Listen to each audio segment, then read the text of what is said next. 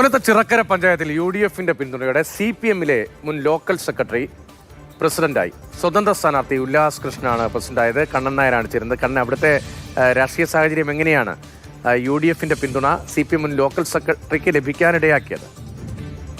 ഇദ്ദേഹം മുൻ ലോക്കൽ സെക്രട്ടറിയാണ്. പാർട്ടിയിൽ നിന്ന് രാജിവെച്ച് അതിനുശേഷം സ്വതന്ത്രനായി മത്സരിക്കുകയായിരുന്നു. കൊല്ലം ജില്ലയിലെ ഏറ്റവും വലിയ ഭൂരിപക്ഷത്തിലാണ് അദ്ദേഹം ജയിച്ചത്.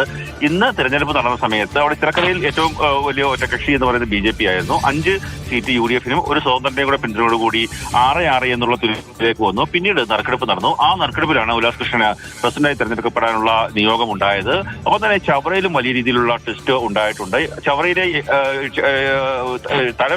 തഴവയിലെ LDF-ന്റെ പ്രസിഡന്റ് സ്ഥാനാർത്ഥി അവസാനം അദ്ദേഹത്തിന്റെ വോട്ട് അസാധുവായി. അങ്ങനെ 9-9 എന്നുള്ള നിലയിലാണ് ഇപ്പോൾ UDF LDF കക്ഷി നില. അവിടെയും നറുക്കെടുപ്പിലേക്ക് കാര്യങ്ങൾ പോവുകയാണ്. നിലവിൽ 3 ഇടത്താണ് നറുക്കെടുപ്പിലൂടെ സ്ഥാനങ്ങൾ തെരഞ്ഞെടുപ്പ് നടന്നത്. അതിൽ 3 ഇടത്തും UDF വിജയിക്കുന്ന സ്ഥിതിയാണ് ഉണ്ടായത്. കൊല്ലത്തെ പുതിയൊരു ചിത്രമാണ്. അതിനൊപ്പം തന്നെ കൊല്ലം ചിറക്കര പഞ്ചായത്തിൽ UDF പിന്തുണയോടുകൂടി CPM-ന്റെ മുൻ ലോക്കൽ സെക്രട്ടറിയായ പ്രസിഡന്റായ വിവരം കൂടിയാണ് കണ്ണൻ നായർ പങ്കുവച്ചത്.